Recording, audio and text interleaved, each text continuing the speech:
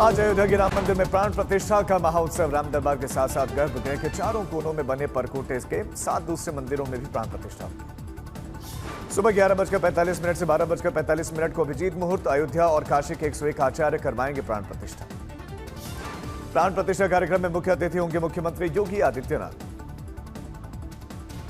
राम दरबार की प्राण प्रतिष्ठा को लेकर देश विदेश के श्रद्धालु पहुंचे। उद्योगपति इलॉन मस्क के पिता एरॉल मस्क भी पहुंचे अयोध्या में आयोजित हो रहे इस महाउत्सव को लेकर सुरक्षा व्यवस्था चाक चौबंद।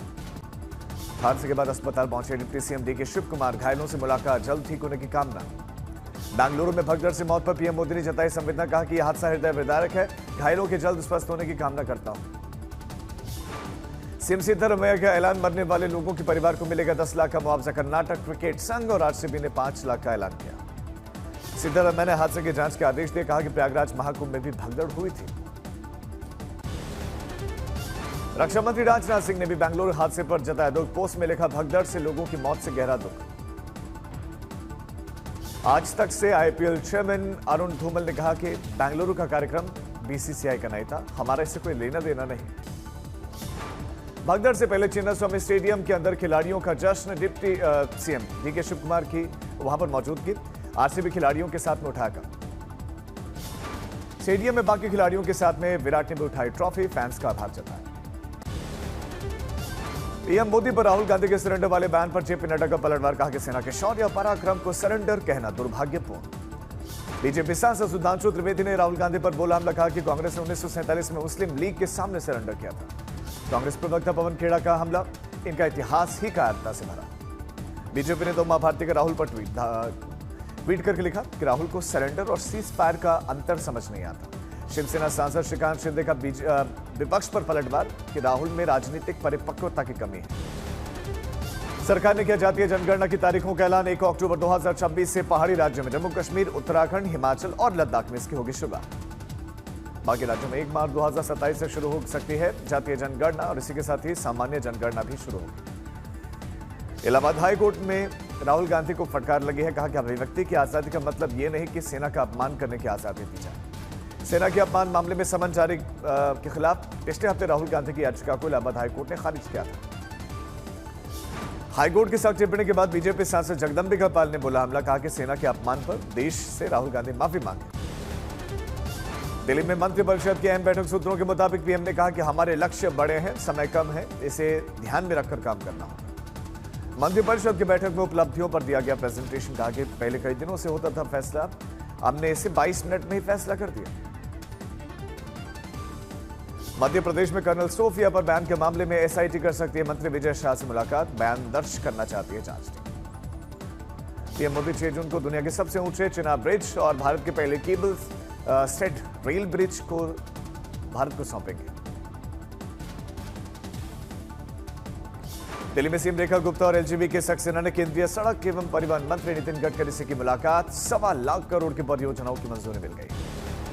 दिल्ली के दौरे पर आए ऑस्ट्रेलिया के डिप्टी सीएम रिचर्ड मार्ले से पीएम मोदी की मुलाकात।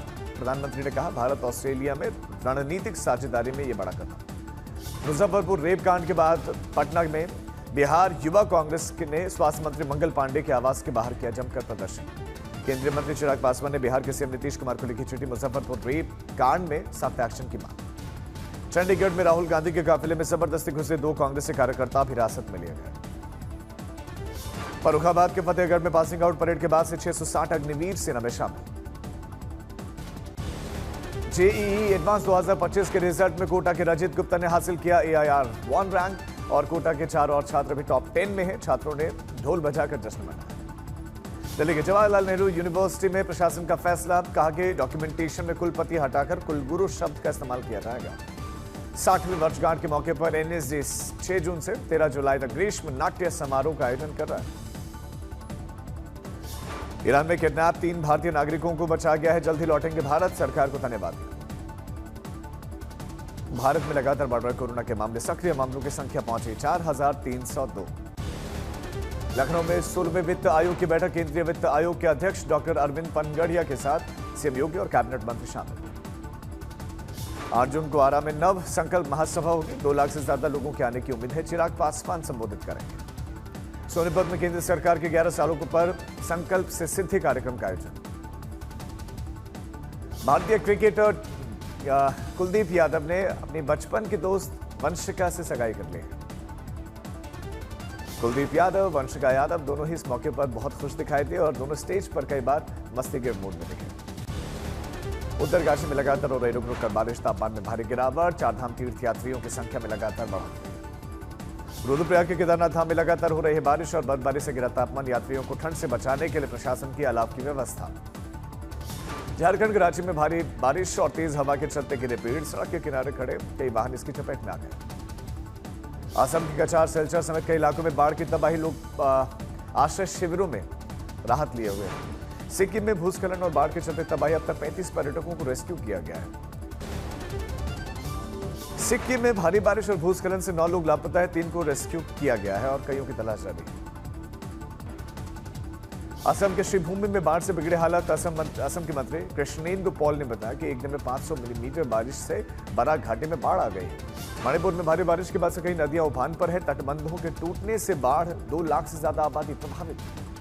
ओडिशा के भुवनेश्वर में मूसलाधार बारिश के साथ बिजली भी गिरी और सड़कों पर जहां जहां पानी भरा हुआ दिखाई दिया। असम के मोरी गांव में बाढ़ के चलते तटीय इलाकों में रहने वाले आशियाने डूब गए, दर्जनों गांव जलमग्न।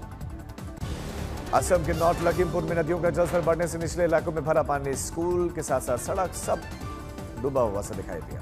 सिलचर में लगातार बारिश के चलते बाढ़, राहत शिविर में शिफ्ट किए गए प्रभावित लोग।